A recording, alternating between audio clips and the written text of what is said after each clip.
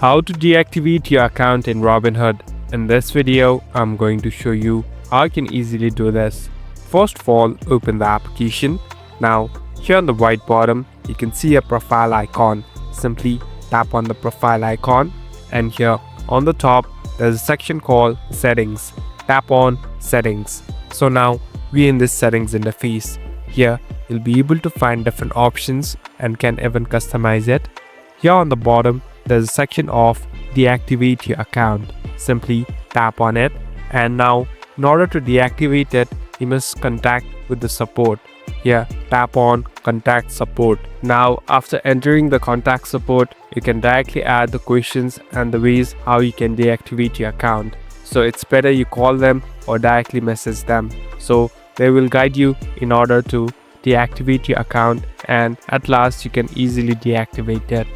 Thank you for watching this video. I hope this video will help you.